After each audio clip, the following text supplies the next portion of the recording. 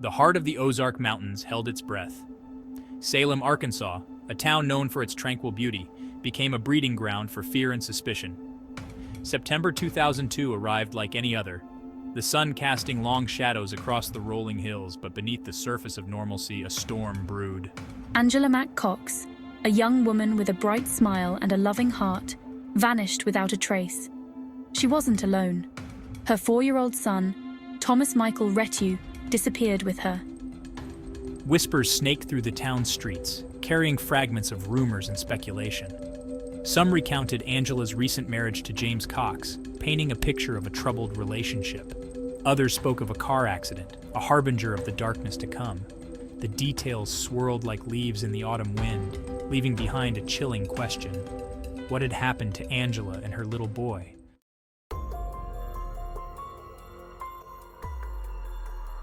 Salem wasn't a stranger to secrets. Nestled among the ancient hills, it held a history as rich and complex as the surrounding landscape. But this secret, this sudden and inexplicable disappearance, cut to the town's core. The days that followed Angela and Thomas's disappearance were a blur of frantic activity and agonizing uncertainty. Sheriff Al Roork, a man hardened by years of service, found himself grappling with a case that defied explanation. The weight of the unknown pressed down on the community. The idyllic facade had crumbled, revealing a community grappling with a mystery that threatened to consume them all.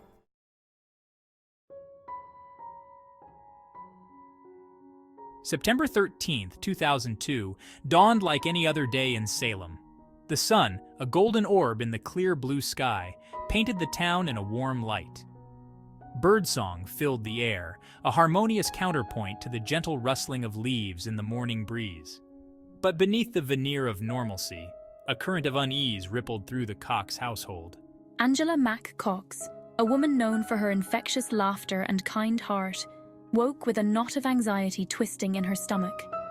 Her marriage to James Cox had been a whirlwind, filled with intense highs and devastating lows.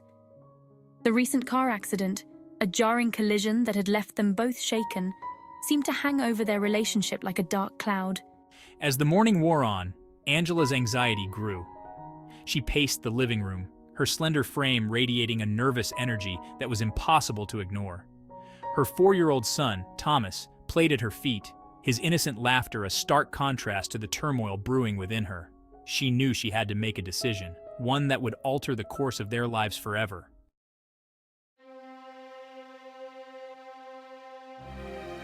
The hours ticked by, each one a hammer blow to Angela's fragile composure. She made phone calls, her voice tight with suppressed emotion. She whispered to friends, her words hinting at a darkness she couldn't quite articulate. She held Thomas close, her love for him a beacon in the growing storm. As lunchtime approached, Angela made a decision. She dressed Thomas in his favorite blue overalls and red t-shirt, the one with the smiling dinosaur on the front. She packed a small bag with his favorite toys and a picture book, her hands trembling slightly as she zipped it closed. She kissed his forehead, her lips lingering on his soft skin. With a final lingering look around the living room, Angela took Thomas's hand and stepped out into the bright September sunshine. Neither of them looked back. The door closed behind them with a soft click, sealing their fate and plunging the town of Salem into a mystery that would haunt its streets for years to come.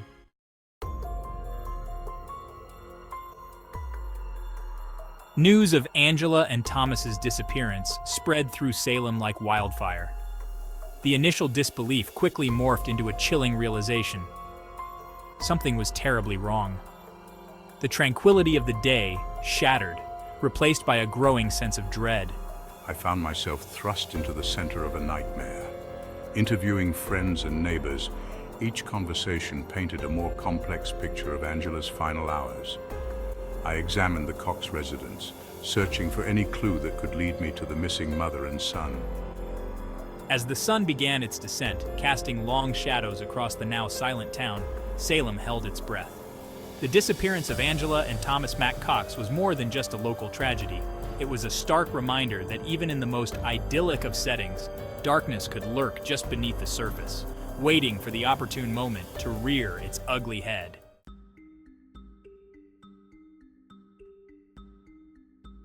The investigation into Angela and Thomas's disappearance quickly turned into a tangled web of false leads and dead ends. Sheriff Roork, a man accustomed to clear-cut cases in his small town, found himself navigating a labyrinth of half-truths and conflicting accounts. Every witness interview, every piece of evidence examined, seemed to deepen the mystery rather than unravel it. One name in particular emerged from the morass of speculation: Jeremy Cox, James's brother. Jeremy claimed to have seen Angela and Thomas on the day they vanished, alleging he had driven them to visit Angela's mother before heading towards Thayer, Missouri. However, his timeline was riddled with inconsistencies, his story riddled with holes that I couldn't ignore. As Rourke delved deeper into Jeremy's account, a sense of unease settled over him. There was a guarded quality to Jeremy's demeanor, a reluctance to meet his gaze that set off alarm bells in the sheriff's mind. The more Rourke pressed, the more evasive Jeremy became, his answers laced with a nervous energy that belied his calm facade. The investigation, it seemed, had stumbled upon its first significant obstacle, and Rourke couldn't shake the feeling that he was being deliberately led astray.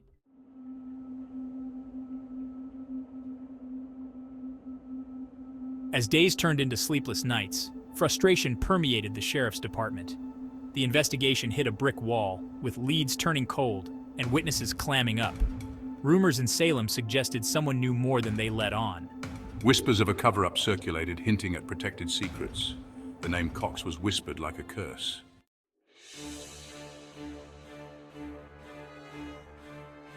A new lead emerged from an unexpected source. A witness came forward with crucial information.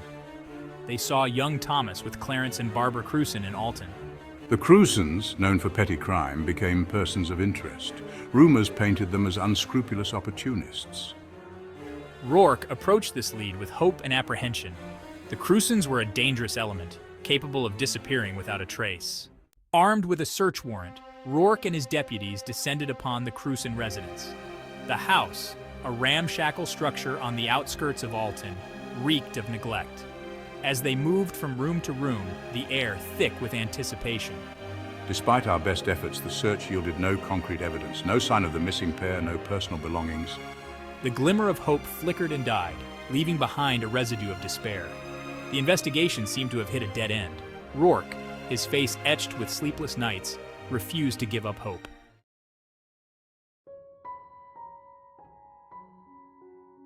Years drifted by like fallen leaves on a slow-moving stream. The seasons changed, painting the Ozark Hills in vibrant hues of gold, crimson, and emerald green, but the passage of time did little to heal the wounds left by Angela and Thomas's disappearance. The investigation, once a whirlwind of activity, had dwindled to a whisper, a cold case file gathering dust on a shelf in the sheriff's office. Salem, Arkansas bore the weight of its unsolved mystery like a heavy cloak. The initial shock and outrage had given way to a weary acceptance, a tacit agreement to avoid the painful subject that lingered like a ghost in their midst. The whispers, once a constant hum in the background, had faded to a murmur, surfacing only in hushed tones behind closed doors. Yet, beneath the surface of normalcy, the scars remained. Angela and Thomas's faces, frozen in time on faded missing person posters, served as a constant reminder of the tragedy that had befallen their town. The laughter of children playing in the park, the warmth of a summer evening, the quiet beauty of the Ozark landscape, all were tinged with a bittersweet ache, a reminder of what had been lost and the unanswered questions that haunted their collective memory.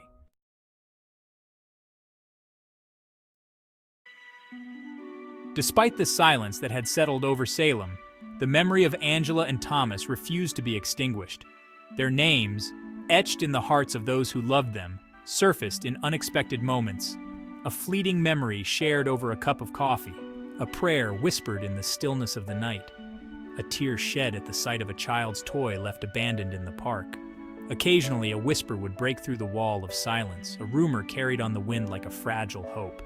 A possible sighting in a neighboring town, a cryptic message scrawled on a bathroom stall, a dream recounted with unsettling clarity, each one a spark in the darkness, igniting a flicker of hope before fading into the abyss of uncertainty.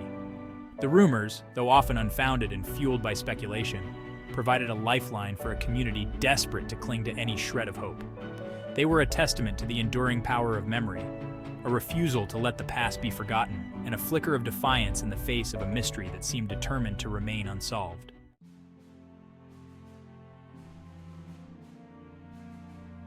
Through the long years of silence and uncertainty, one figure remained a beacon of hope: Angela's mother. Her grief, though deeply personal and profound, became a shared burden carried by the entire community. Her unwavering faith, her refusal to give up hope, served as an inspiration to those struggling to come to terms with the tragedy that had shattered their lives. Each year, as the anniversary of Angela and Thomas's disappearance approached, she would organize a candlelight vigil in the town square. People would gather, their faces etched with a mixture of sorrow and quiet hope, their flickering candles casting dancing shadows against the backdrop of the night. They would share stories, offer prayers, and draw strength from their shared loss. The vigils became a poignant reminder that even in the face of unimaginable loss, the human spirit possesses an extraordinary capacity for resilience. They were a testament to the power of love, the importance of community, and the enduring belief that even in the darkest of times, hope, like a flickering candle in the wind, has the power to illuminate even the most desolate of paths.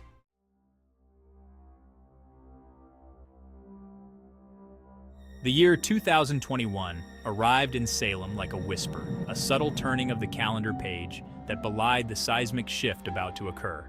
Mary Cox, James Cox's widow, walked into the Salem Sheriff's Department, her face a mask of apprehension and sorrow. My late husband James, he confessed to the unthinkable, the murder of Angela Mack Cox and her son Thomas.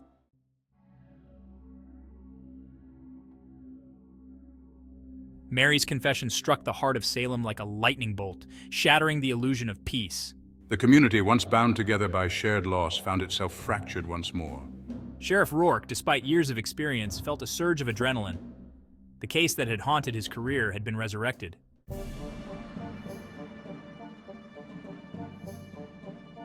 Mary's confession, though shocking, was short on specifics. The location remained a mystery, shrouded in James's silence. Forensic teams scoured the Cox property, their every move followed by the watchful eyes of a community on edge.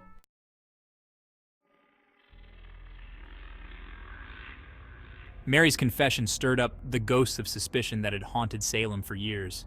Had Jeremy been complicit in James's dark deeds, or was he merely a pawn? The weight of suspicion pressed down on Salem, threatening to suffocate the fragile hope that had emerged.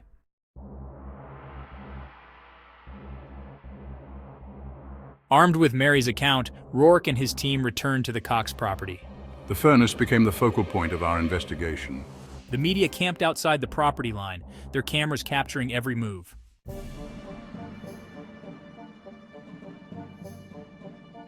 The real battle for answers was being fought in the state crime lab. Forensic analysts pored over every piece of evidence, their work a silent symphony of microscopes and test tubes.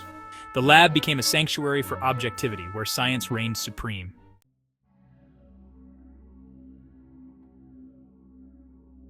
As the investigation entered its most crucial phase, the town of Salem found itself in a state of collective limbo. The community, once a tapestry of shared history, now felt frayed at the edges. The name Cox, once a source of local pride, now carried a chilling connotation.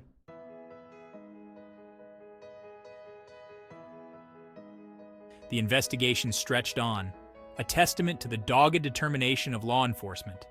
The candlelight vigils continued, the flickering flames a poignant symbol of enduring hope.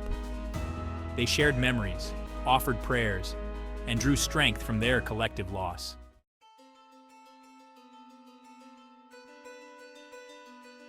The search for Angela and Thomas underscored a fundamental truth. The pursuit of justice is often a long and arduous journey. The community bore the scars of its collective trauma.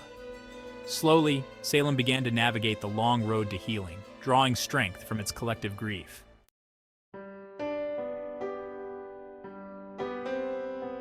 As the investigation continued, Salem stood at a crossroads. The shadows of the past, though gradually receding, still lingered. Yet the community discovered a resilience they never knew they possessed, finding solace in shared memories and a quiet determination to honor the past.